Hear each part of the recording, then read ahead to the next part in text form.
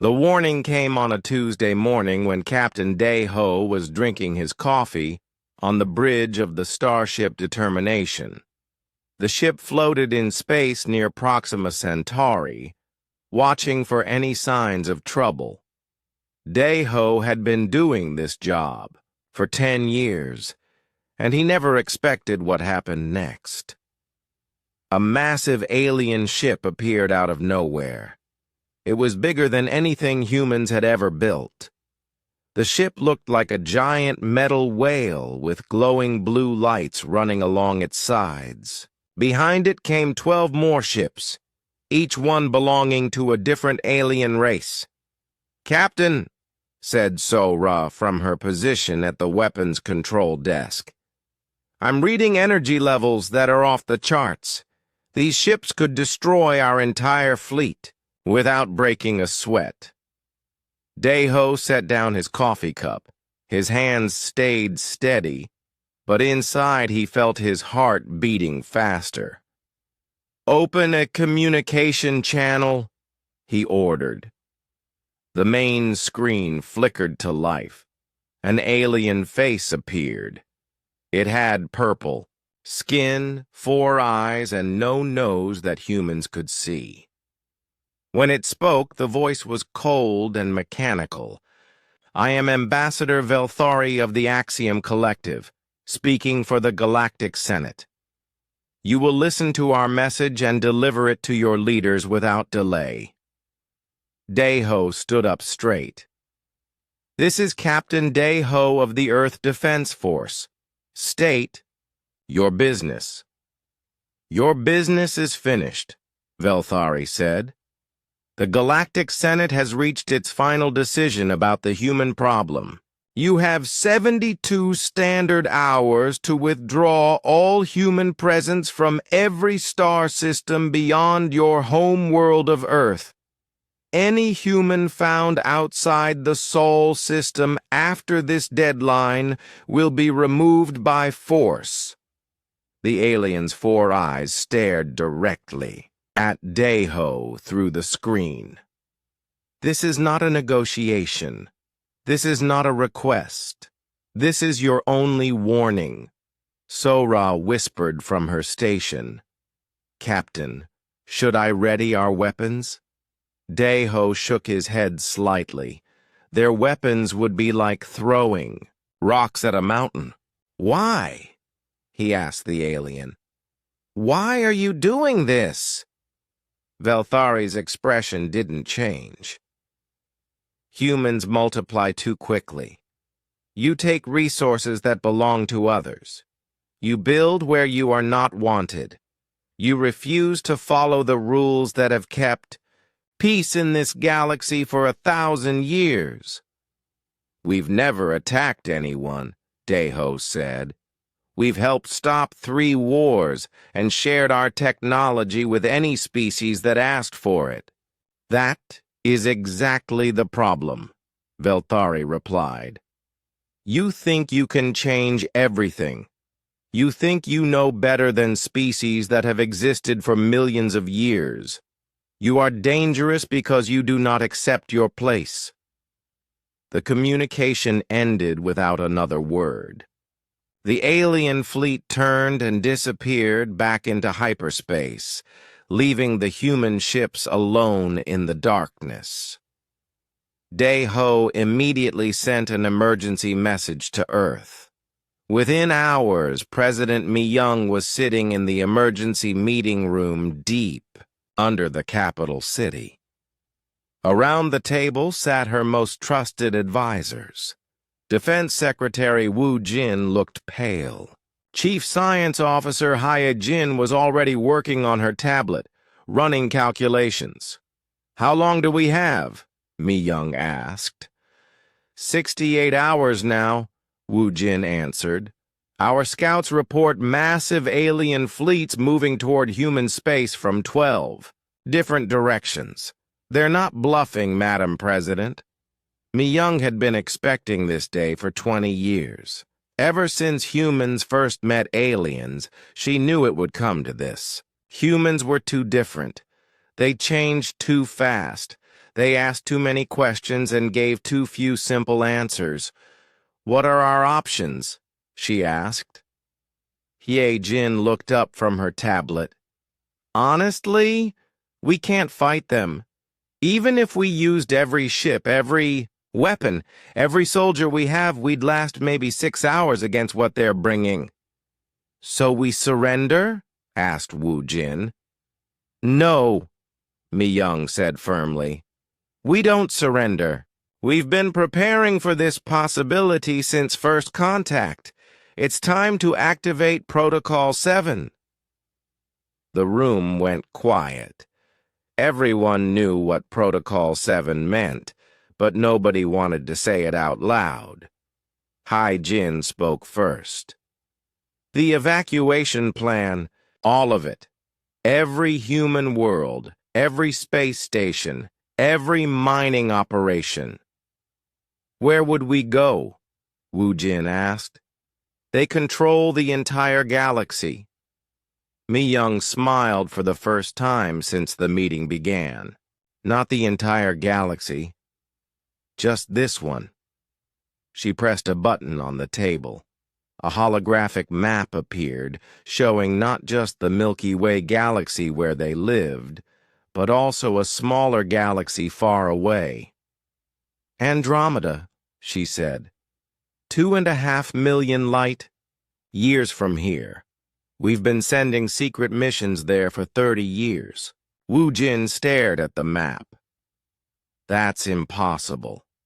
The journey would take..."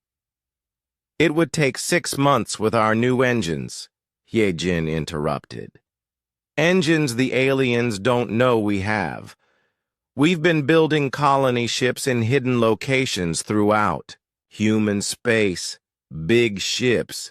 Ships that can carry entire cities." Mi-young stood up and walked to the window. Outside, she could see the lights of the city where 12 million people lived normal lives, not knowing their world was about to change forever. "The aliens think they're forcing us to retreat," she said. "They think they're putting us back, in our cage. They don't understand that we're not retreating. We're leaving. There's a difference." She turned back to her advisors. "Send the activation code to all human worlds. Begin immediate evacuation procedures. I want every person, every piece of important equipment, every bit of useful technology on those ships within 60 hours. "What about our homes?" Woo-jin asked quietly. "We'll build new ones," Mi-young replied. "Better ones, in a place where nobody can tell us we don't belong." The next few hours were chaos. All across human space, people received emergency messages on their phones, computers, and wall screens. Families grabbed what they could carry. Workers shut down factories and farms. Soldiers prepared to fight rearguard actions to buy time for the evacuation. On the mining station orbiting Kepler 442, Taemin received his orders and started the process of dismantling the entire operation. Everything valuable would be loaded onto transport ships. Everything else would be destroyed to keep it out of alien hands. He worked for 18 hours straight, his hands moving automatically while his mind tried to process what was happening. Humanity was giving up everything they had built in 300 years of space exploration. They were starting over from nothing.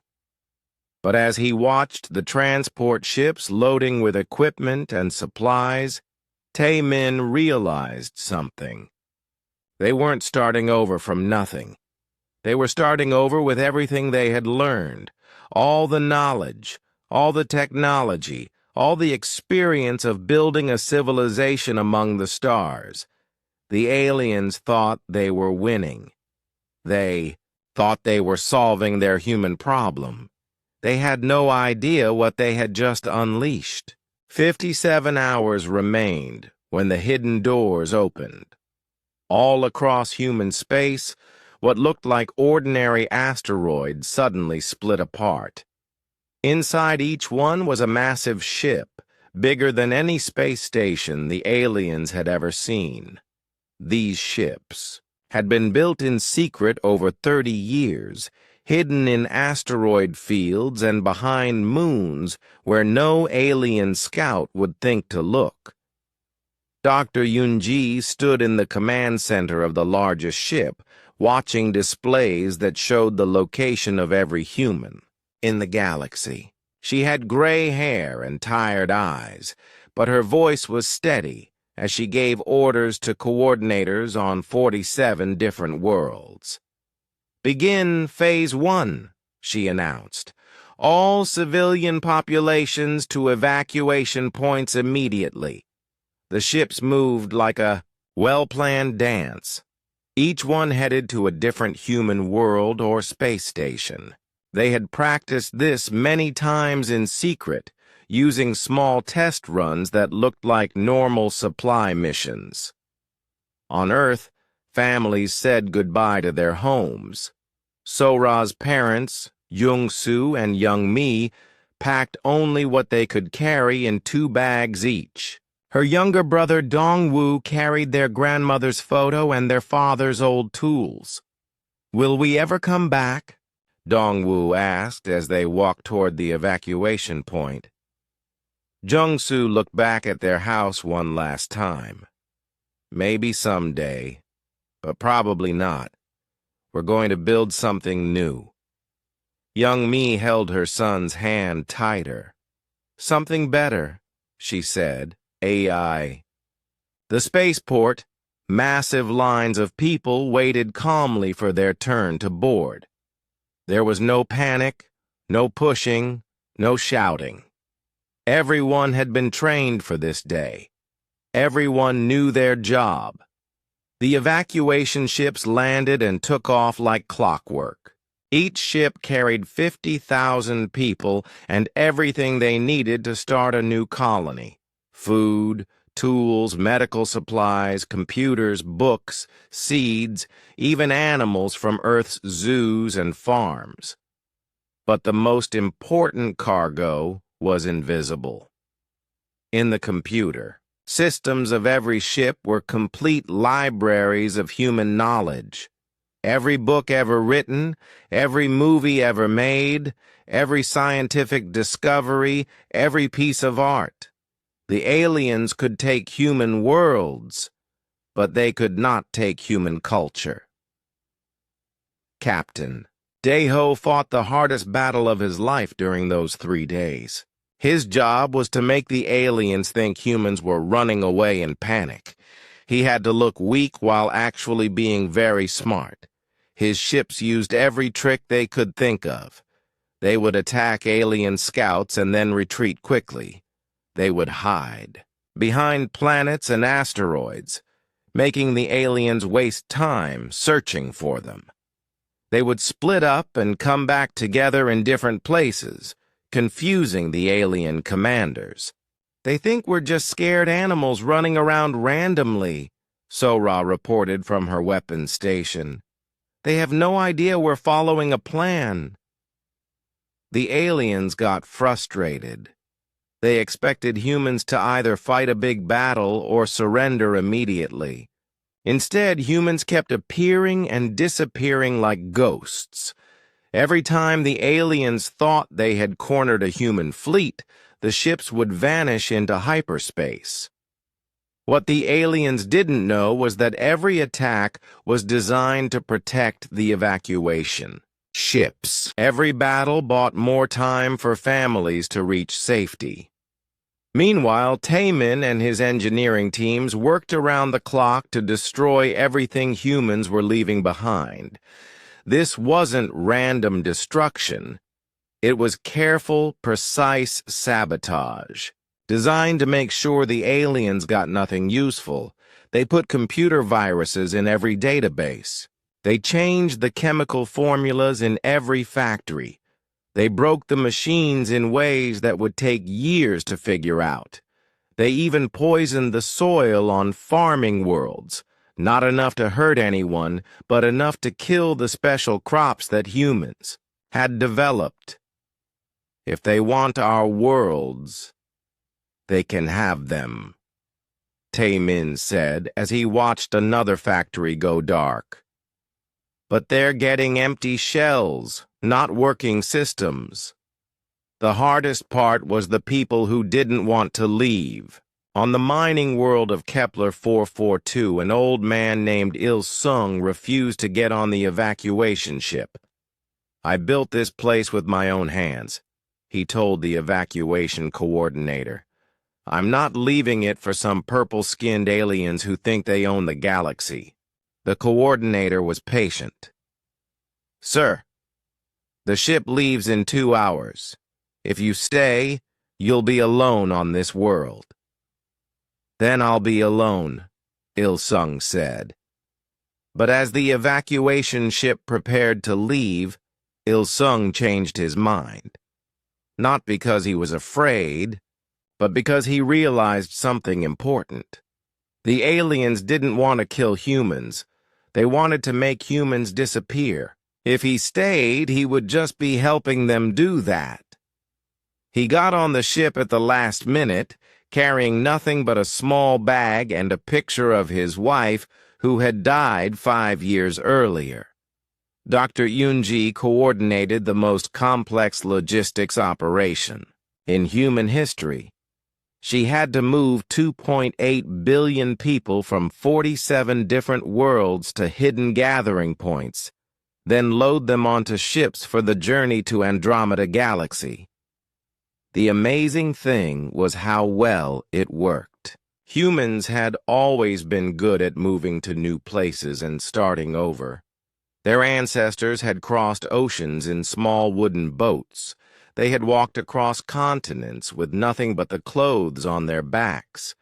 They had built cities in deserts and jungles and frozen wastelands. This was just another move. A bigger move, but the same basic idea. The aliens started to realize something was wrong when human cities began going dark. At first, they thought it was just people hiding. But when their scout ships landed on human worlds, they found something much more disturbing. The cities were empty, not destroyed, not damaged, just empty. Every building was intact, but every person was gone.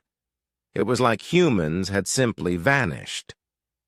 On the alien command ship, Velthari stared at reports from a dozen different worlds. All the same story. Empty. Streets, empty buildings, empty farms. The humans had disappeared completely. "Where did they go?" demanded Admiral Krickstall of the Hegemony Fleet. "Unknown," Velthari replied.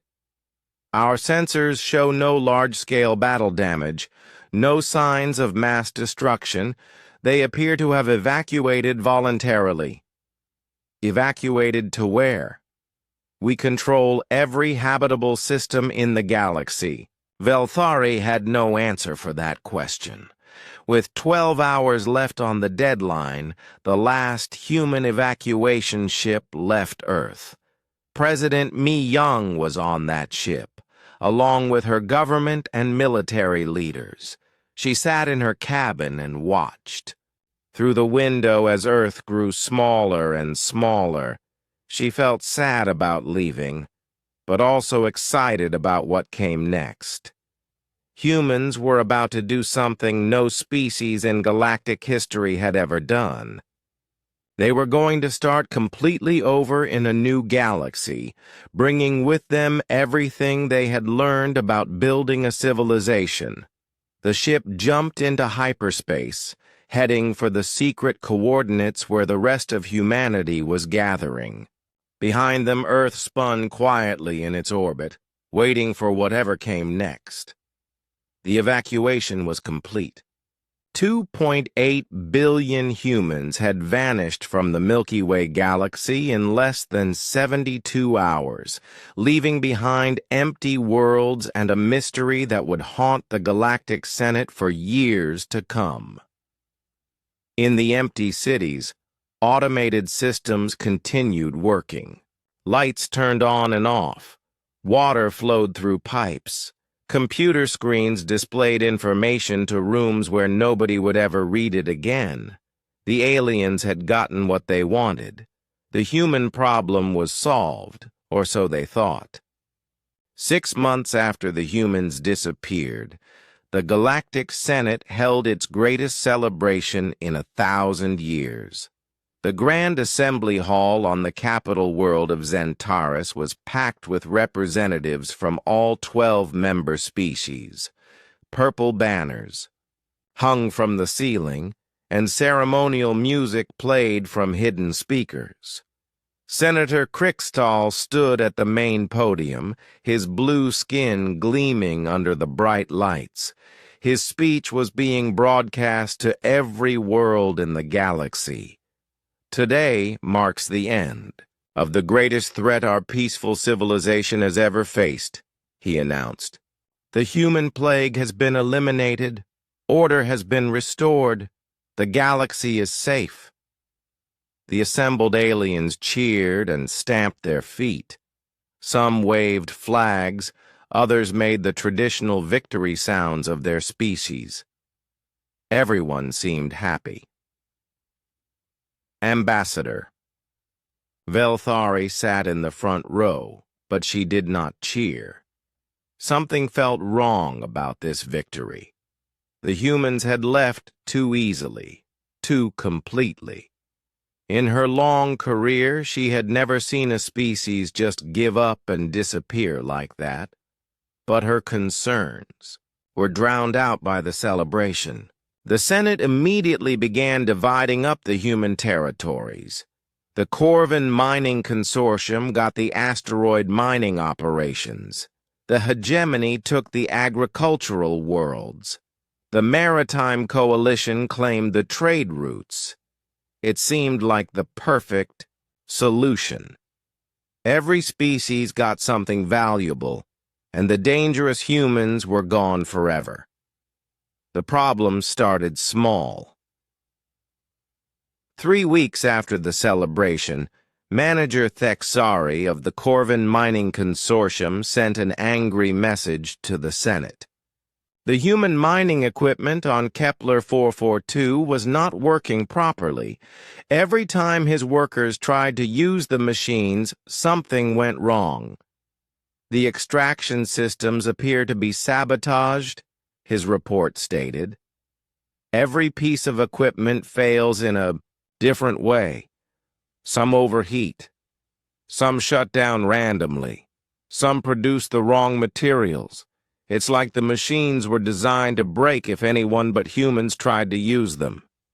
Similar reports came from other worlds. On the farming planet of Ross 128, the hegemony discovered that all the crops were dying. The special plants that humans had developed to grow in alien soil were withering and turning brown.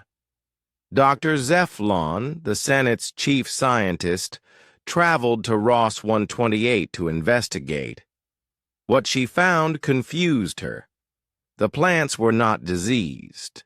They were not attacked by insects or damaged by weather. They were simply failing to grow, as if they had forgotten how to live. The humans must have used some kind of genetic programming, she reported to the Senate. These crops were designed to fail without human care. Every seed, every plant, every growing system requires human knowledge to function. But the worst news came from the trade coordinator, Velthari herself. She had been studying the economic reports from across the galaxy, and the numbers were frightening. The human colonies were not just living spaces, she told an emergency Senate meeting. They were the most important economic centers in the galaxy. They produced 60% of our manufactured goods, 40% of our food, and 70% of our medical supplies. She displayed a holographic chart showing trade routes throughout the galaxy. Every major shipping lane passed through what used to be human space. Every important supply chain depended on human factories and farms. We didn't just remove humans from the galaxy, Velthari continued. We removed the foundation of our entire economy. The Senate members looked at each other nervously. This was not what they had expected. The situation got worse quickly. Without human factories, the galaxy started running out of basic products. Computer chips, medical equipment, and even simple tools became scarce. Prices started going up. People started complaining. The Zephyrian species, who had been fighting a rebellion for 50 years, suddenly found themselves without the human peacekeepers who had been helping maintain order. The rebellion exploded across 17 star systems, and the Senate's own military was too busy managing the economic crisis to help. On the Senate capital world, riots began when people couldn't get the medicines they needed. These medicines had been made in human factories using human research. Without humans, the formulas were useless and the factories were empty. Senator Krikstal called another emergency meeting, but this time there was no celebrating. "How did this happen?" he demanded. "How did we become so dependent on one species without realizing it?" Dr. Zeflon had been studying this question for months. Her answer was disturbing. The humans were very clever, she said. They never forced us to depend on them. They just offered to help with everything. They had better technology, better farming methods, better medicine. They said they wanted to share with everyone. She brought up another chart. This one showing 300 years of galactic development. Look at this pattern. Every time we had a problem, humans offered a solution. Pirates attacking trade ships. Humans volunteered to provide security. Planets running out of food. Humans developed better crops. Diseases spreading. Humans created new medicines. The chart showed how human involvement had grown slowly over 3 centuries.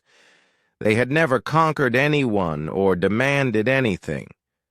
They had just become more and more helpful until the entire galaxy depended on them. They made themselves necessary, Velthari realized. We thought we were using them, but they were actually teaching us to need them. Meanwhile, in the Andromeda galaxy, humanity was building something extraordinary. On the world they called New Sol, President Mi Young watched daily reports about the chaos in the Milky Way. Her advisors brought news of economic collapse, political upheaval, and social unrest. "Should we be happy about this?" asked Defense Secretary Wu Jin. "Millions of innocent beings are suffering because of what we did." Mi Young considered the question carefully. "We didn't cause their suffering," she said finally. "We offered them cooperation, and they chose domination instead. We offered them partnership, and they chose threats. The consequences are their own fault."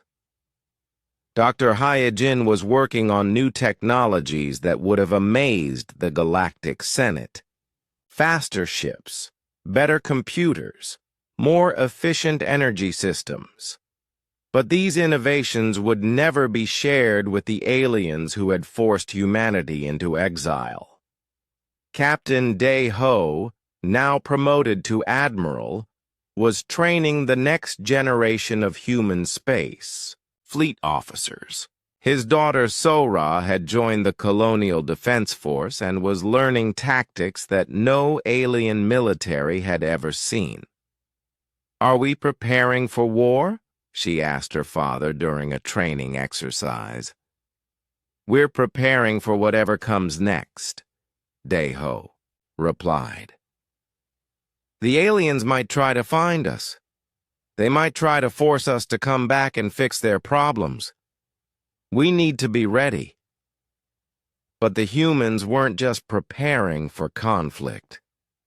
They were building a new kind of civilization. Without the restrictions of the Galactic Senate, they could experiment with new forms of government, new technologies, new ways of living together. The human colonies in Andromeda were more democratic than anything in the Milky Way. Every citizen had a voice in important decisions.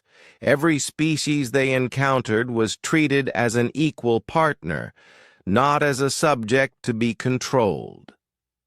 Back in the Milky Way, the Galactic Senate was falling apart. The Corvan and Veltani peoples, old enemies who had been kept at peace by human mediation, started fighting again. The Maritime Coalition split into 3 separate groups. The hegemony faced rebellions on half their worlds. Velthari found herself in charge of a government that controlled less and less territory every day. The Grand Alliance that had ruled the galaxy for 1,000 years was collapsing. And it was all because they had driven away the one species that had been holding everything together. She stared out the window of her office at the capital city below.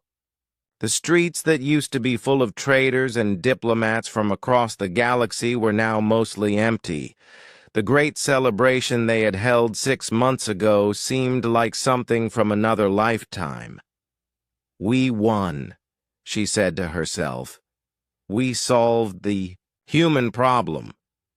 But as she watched another ship leave the spaceport, carrying refugees fleeing the chaos, she wondered if winning could feel so much like losing. 2 years after the humans vanished, Captain Mordoon of the Senate Defense Fleet stared at another broken machine and wanted to scream. The fusion reactor on his flagship had failed for the 3rd time this month, and nobody knew how to fix it properly. The human engineers who used to maintain these systems were gone. The instruction manuals they had left behind might as well have been written in an alien language. Every time his crew tried to repair something, they only made it worse. "Sir," his chief engineer reported, "we've managed to get the reactor working again, but it's only running at 60% power. The containment field keeps fluctuating." Mordun rubbed his forehead with all 4 of his hands. "How long will it hold?" "Maybe a few days. Maybe a few hours. We really don't know." This was happening throughout the galaxy. Machines that humans had built or improved were breaking down everywhere. Without human technicians to maintain them, even simple repairs became impossible. The aliens had the tools, but they didn't understand how humans thought about engineering. On the agricultural world of Kepler 186, the situation was even worse. Manager Thexari walked through fields of dead crops, trying to understand what had gone wrong. The soil analysis showed nothing harmful. The weather had been perfect, but every plant the humans had developed was dying. "It's like they programmed the seeds to fail," his agricultural specialist explained. "The genetic modifications are too complex for us to understand. Without the human botanists who created them, we can't maintain the crops." Thexari looked at the empty fields where millions of people across the galaxy had depended on food. How long before we run out of stored supplies? 6 months? Maybe 8 if we ration carefully. The famine would affect billions of beings across dozens of worlds, and there was nothing the Galactic Senate could do about it. In the Senate Assembly Hall, emergency sessions were now held every day. The grand chamber that had once hosted celebrations was now filled with angry voices and desperate pleas for help. Senator Crickstall looked older than his 800 years. His blue skin had turned pale from stress, and his ceremonial robes hung loose on his shrinking frame. "Report from the Zephyrian systems," announced the military coordinator. "The rebellion has taken control of 23 worlds. Our forces can't stop them without the peacekeeping support the humans used to provide." "Report from the Maritime Coalition," said another voice. 3 member species have declared independence. They blame us for the economic collapse. Report. From the Outer Rim territories came a third announcement. 17 worlds have gone silent. We think they've been abandoned as populations flee to find food and supplies. Each report was worse than the last. The galaxy that had been peaceful and prosperous under the old system was now falling into chaos. Dr. Zephlon presented her latest research to the emergency session. Her findings were the most disturbing yet. "I've completed my analysis of human integration into galactic society," she announced. "The results show that humans were involved in every major system that keeps our civilization running." She displayed a complex chart that made the assembled aliens gasp in shock. Transportation networks, designed and maintained by humans. Communication systems, upgraded with human technology. Medical research. 70% of all advances in the last century came from human scientists. Energy production. Human fusion reactor designs power 40% of our worlds. The chart went on and on. Food production, manufacturing, education, entertainment, even art and music had been heavily influenced by human contributions. They weren't just another member species, Dr. Zephlon concluded. They were the foundation that everything else was built on. Without them, our entire civilization is collapsing back to where it was 300 years ago. Ambassador Velthari stood up from her seat. She had been quiet during most of these emergency sessions, but now she had something important to say. "There's something else we need to discuss," she announced. "We've been assuming the humans are gone forever. But what if they're not?" The assembly hall went quiet. This was the question nobody wanted to ask. "Our long-range sensors have detected unusual energy signatures at the edge of the galaxy," Velthari continued. "Signals that match human technology but more advanced than anything we've seen before." She brought up a star map showing the outer reaches of the Milky Way. Several points were marked with blinking red dots. "These monitoring stations appear to be watching us. They're recording everything that happens in human space, but they're too far away for us to reach with our current ships." Senator Crickstall leaned forward in his chair. "You're saying the humans are spying on us?" "I'm saying the humans are still here, in some form, and they're paying attention to what's happening to the galaxy they left behind." In the Andromeda Galaxy, Chief Engineer Tae Min reviewed the daily intelligence reports from the Milky Way with satisfaction. The automated monitoring stations he had left behind were working perfectly, sending detailed information about the galactic collapse back to human command. The Corvin mining operations have dropped to 12% of normal output, he reported, to Admiral Dayho. The hegemony agricultural systems are failing across 17 worlds. The Senate Defense Fleet has lost 30% of its ships to mechanical failures. Dayho nodded as he studied the reports. Any signs that they're trying to find us? Not yet. They're too busy dealing with the crisis to mount any kind of search operation. Besides, they have no idea where to look. The humans had chosen their new home carefully. Andromeda was too far away for the aliens to reach with their current technology. Even if the Senate somehow figured out where humanity had gone, it would take them years to build ships capable of making the journey. Meanwhile, human civilization was thriving. The 43 worlds of New Terra were more prosperous than anything humanity had achieved in the Milky Way. Without the restrictions of the Galactic Senate, human scientists and engineers were free to develop technologies that would have been forbidden in their old home. Dr. Yunji had perfected a new type of faster-than-light travel that could cross galactic distances in weeks instead of months. Dr. Hae-jin was working on medical treatments that could extend human lifespans to over 200 years.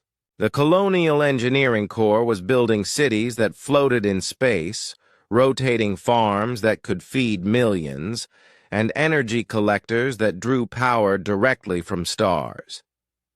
President Mi Young visited these projects regularly, amazed at what humans could accomplish when they weren't being told to slow down or fit in with alien expectations. "Are we ready?" she asked Admiral Dayho during one of their weekly meetings. "Ready for what?" "For whatever comes next. The aliens are going to figure out eventually that they need us more than we need them. When that happens, they might try to force us to come back." Dayho smiled. "Let them try. We're not the same species that left the Milky Way 2 years ago. We're stronger, smarter, and completely independent. If they want our help, they'll have to ask nicely." But even as humanity grew stronger, the Galactic Senate grew weaker. The Veltani and Corvin peoples had started a war that was spreading across dozens of star systems. The Zephyrian Rebellion was now a full revolution, with rebel forces marching on Senate strongholds. Entire species were leaving the Alliance to fend for themselves. On the capital world of Zentaris, Velthari looked out at the city that had once been the center of galactic civilization. Half the buildings were empty now. The great spaceport, that used to handle thousands of ships every day, was almost deserted. She had spent her career believing that the Senate's way was the right way. Order, stability, everyone knowing their place in the grand design. The humans had threatened that order with their constant changes and improvements. Now she wondered if the humans had been right all along. Maybe change wasn't dangerous. Maybe it was necessary. Maybe the galaxy's real problem hadn't been human innovation, but alien stubbornness. The thought made her feel sick, but she couldn't shake it. As she watched another transport ship leave the spaceport, carrying refugees fleeing to safer worlds, she realized that the Galactic Senate's 1,000 years of peace and prosperity were over. And it was all because they had been afraid of a species that only wanted to help. 5 years after humanity's departure, the Galactic Senate no longer existed in anything but name. The Grand Assembly Hall on Zentaris sat empty most days, its purple banners faded and torn. The few remaining senators met in a small conference room that used to be a storage closet. Emergency Session Chairman Krixtal looked at the pathetic gathering before him. Only 6 species were still represented, and even they were barely holding their own territories together. The mighty alliance that had ruled 800 star systems now controlled fewer than 50. "Daily reports," he said wearily. "The news was always bad, but today it was worse than usual. The Corvin-Veltani War has expanded to include the hegemony," reported Military Coordinator Thexari. 47 star systems are now active battlefields. Civilian casualties are estimated at over 2 billion. The Zephyrian Revolutionary Council has declared themselves an independent nation, said Trade Coordinator Velthari. They control 63 worlds and are demanding that all Senate forces withdraw from their territory. Food riots on Zentaris have entered their 3rd week, added Emergency Services Director Mordoon. The agricultural failure is now affecting our own capital world. Krixtal listened to the reports with growing despair. Every problem they faced could be traced back to the absence of humans. The humans had been more than just another member species. They had been the glue that held galactic civilization together. "There is one more item," Velthari said quietly. "The proposal we've been avoiding for 2 years." The room went silent. Everyone knew what she meant. "The Human Contact Initiative," Krixtal said. "Are you seriously suggesting?" "I'm suggesting we do what we should have done 5 years ago," Velthari interrupted. "We find the humans, and we ask them to come back." The other senators looked at each other nervously. The idea of admitting they had made a mistake was almost unthinkable. The Senate had never been wrong about anything important in 1,000 years, but looking at the reports of chaos and destruction across the galaxy, it was hard to argue that they had been right about the humans. "Even if we wanted to contact them," Morden said, "we have no idea where they went. They could be anywhere in the galaxy or even outside it." "We have some ideas," Velthari replied. She activated a holographic display showing the edge of the galaxy. "Our long-range sensors have been tracking unusual energy signatures for 3 years. The signals are definitely human technology, but more advanced than anything they had when they left." The display showed a cluster of monitoring stations positioned at strategic points around the former human territories. "They're watching us," she continued, "which means they can be contacted. But reaching these stations would require our fastest ship and our best crew." Krixtal stared at the display for a long time. The decision he was about to make would either save galactic civilization or destroy what little remained of the Senate's dignity. "Prepare the redemption," he ordered finally. "Find Captain Zorkesh and tell him he has the most important mission in galactic history." 3 days later, the Senate's fastest remaining ship departed Zentaris on a course for the outer edge of the galaxy.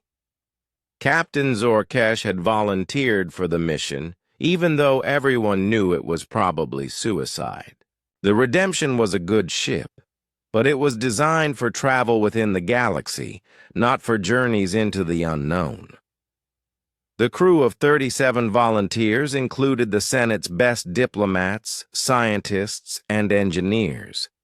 They carried detailed records, of everything that had happened since the humans left, as well as formal proposals for a new relationship between humanity and the remaining galactic powers. The journey took 6 weeks. As they traveled farther from civilized space, the crew grew nervous.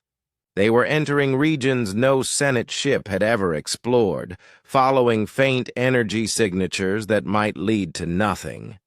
But on the 42nd day, their sensors detected something that made everyone's hearts race. A massive structure appeared on their screens, bigger than any space station the Senate had ever built. The human deep space monitoring facility hung in space like a small city.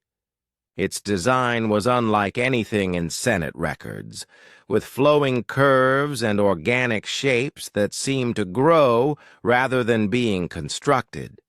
Strange lights pulsed along its surface in patterns that hurt alien eyes to look at directly. Unknown. Vessel! Came a transmission in perfect galactic standard language. You are entering human territorial space. State your identity and purpose. Captain Zorkesh took a deep breath. This was the moment that would determine the future of galactic civilization. This is Captain Zorkesh of the Galactic Senate vessel Redemption.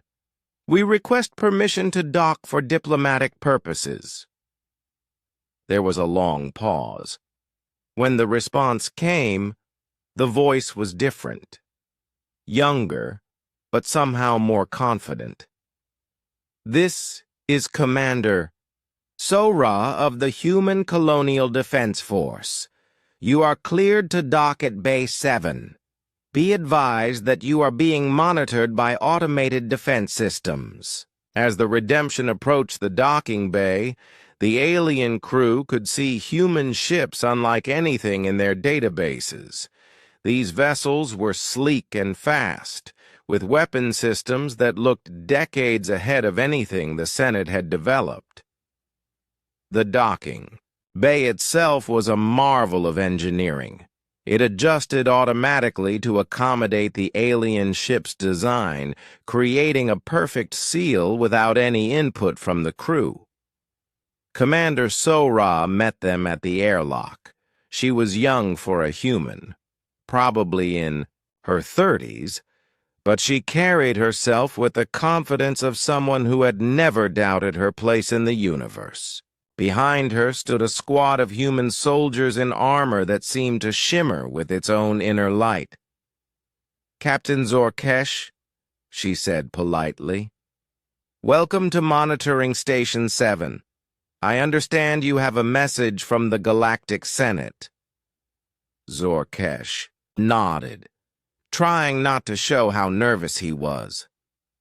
"We do. But first, I must ask, are you the same humans who left the Milky Way 5 years ago?" Sora smiled, and for a moment she looked very young. "We're their children and grandchildren, Captain. The humans who left your galaxy are building a new civilization in Andromeda. We're just the ones they left behind to keep an eye on things." The implications of that statement hit the alien delegation like a physical blow. The humans hadn't just survived their exile. They had thrived so much that they could afford to leave entire populations behind just to monitor their old territory. "May I ask?" Zorkesh said carefully. "How many humans are stationed at facilities like this?" "That's classified information," Sora replied.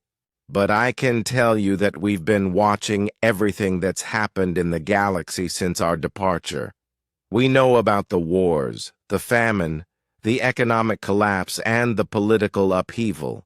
She paused, and her expression became more serious. "We also know that you're here because the Galactic Senate is falling apart, and you need our help to fix it." Zorkesh felt his hopes sink. If the humans already knew why they were here, they had probably already decided what their answer would be. "Commander," he said formally, "I carry a message from Emergency Session Chairman Krixtal and the remaining members of the Galactic Senate. We formally request the return of humanity to the Milky Way galaxy and offer full membership in a reformed Senate with equal voting rights and territorial guarantees." Sora listened to the formal proposal without interrupting. When Zorkesh finished, she was quiet for a long moment. "Captain," she said finally, "I think you need to understand something fundamental about who we are now. We're not the same humans who left your galaxy 5 years ago. We've built something better than what we had before." She gestured for them to follow her through the station. As they walked, the aliens could see technology that was decades ahead of anything in the Senate database. Humans worked alongside. Machines that seemed to think for themselves. Children played in gardens that somehow existed in the vacuum of space. "This is just one small outpost," Sora explained. "In Andromeda, we have 43 worlds and over 5 billion people. We have technologies you can't imagine and freedoms you've never allowed." They reached a large window that looked out into space. In the distance, the aliens could see other structures, ships, stations, and things that defied easy description. "The question isn't whether we'll come back to fix your problems," Sora said quietly. "The question is whether you're ready to accept that the galaxy has changed, and it's never going back to the way it was." Commander Sora led the alien delegation through corridors that seemed to pulse with their own energy. The walls were made of materials the Senate scientists couldn't identify, and the lighting came from sources they couldn't see. Everything about the human station spoke of technological advancement that had left the galaxy far behind. They arrived at a conference room with a large table made of what looked like crystallized starlight. Waiting for them was a man in his 40s with kind eyes and a patient smile. "Captain Zorkesh," Sora said, "I'd like you to meet Ambassador Dongwu, our primary contact for external affairs." Dongwu stood and offered his hand in the human gesture of greeting. When Zorkesh hesitantly shook it, the human's grip was firm but not threatening. "Please sit," Dongwu said. "I understand you've traveled a long way to deliver a message." From the Galactic Senate, the alien delegation took their seats around the impossible table. Zorkesh opened his briefcase and removed a formal document written on traditional Senate parchment. "Ambassador," he began, "the Galactic Senate formally requests the return of humanity to help restore order and prosperity to our civilization. In exchange, we offer full Senate membership with equal voting rights, territorial guarantees, and complete autonomy over internal human affairs." Dongwu listened politely as Zorkesh read the entire proposal. When the captain finished, the human ambassador was quiet for a moment, considering his response.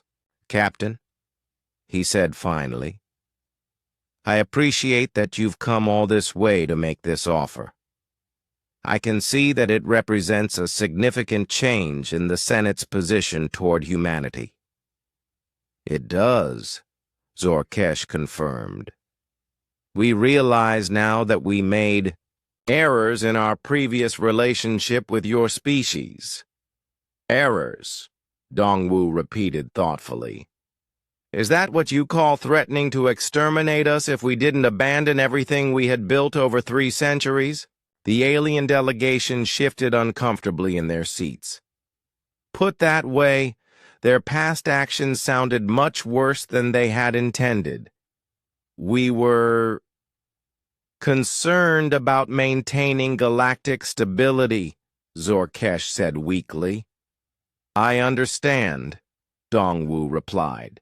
But I think you need to understand something about our current situation. Humanity is no longer interested in galactic politics. We've built something much better in Andromeda. He activated a holographic display that showed images of human civilization in their new galaxy. Cities that floated among the stars, ships that moved faster than anything the Senate had ever seen, and worlds that had been transformed into gardens of incredible beauty. We have 43 worlds, 5 billion people, and technologies that would seem like magic to your current level of science. We're not refugees anymore, Captain. We're pioneers building the future. Diplomatic specialist Velthari leaned forward. But surely you must have some interest in helping the beings you left behind. Billions are suffering because of the economic collapse. Dongwu's expression became more serious. Yes, we're aware of the suffering. Our monitoring stations have kept us informed about everything that's happened since we left. He brought up new images showing the wars, famines, and political chaos that had consumed the galaxy. But here's what I want you to understand, he continued. This suffering isn't humanity's fault. We offered cooperation, and you chose domination. We offered partnership, and you chose threats. The consequences of those choices belong to you. The aliens looked at each other nervously. This wasn't going the way they had hoped. However, Dongwu said, and the delegation perked up, humanity is not without compassion. We're willing to establish limited relationships with individual species, but not with the Galactic Senate as an institution. What do you mean? Zorkesh asked. Any species that wants to work with humanity must first renounce their membership in the Senate and accept our conditions for cooperation. Democratic government, protection of individual rights, commitment to scientific advancement, and peaceful resolution of conflicts. The ambassador activated another display showing a list of requirements that made the aliens gasp. Furthermore, Dongwu continued, any species that accepts our offer will be expected to help us build a new kind of galactic civilization, one based on cooperation rather than control, innovation rather than stagnation. Velthari studied the list carefully. These requirements would completely change how our societies function. Exactly, Dongwu said with a smile. We're not interested in helping you rebuild the old system. We're offering you the chance to help us build something better. Over the following days, the alien delegation was given a complete tour of the monitoring station. They saw human technologies that could solve every problem the galaxy was facing. Medical treatments that could end disease, agricultural systems that could feed billions, energy sources that never ran out. But they also saw something else. They saw humans who were happier, more creative, and more free than any beings they had ever encountered. These humans didn't live in fear of making mistakes or changing too quickly. They embraced innovation and celebrated differences. Commander, Sora explained it during one of their conversations. When we left the Milky Way, we didn't just change our location. We changed our entire way of thinking. We're not trying to maintain order anymore. We're trying to create possibilities. The delegation spent their final day composing their report to the Galactic Senate. It was the most difficult document any of them had ever written. Captain Zorkesh stared at the blank page for hours before beginning to type. How do you tell the leaders of a 1,000-year-old civilization that their time is over? The humans will not return to restore the old order, he wrote. They have evolved beyond our current level of development and are offering something completely different. Individual species may choose to abandon the Senate and accept human partnership, but this will mean fundamental changes to our entire way of life. When the Redemption returned to Zentaris 6 weeks later, the report caused immediate chaos in the remaining Senate leadership. Emergency sessions were called. Angry debates raged for days.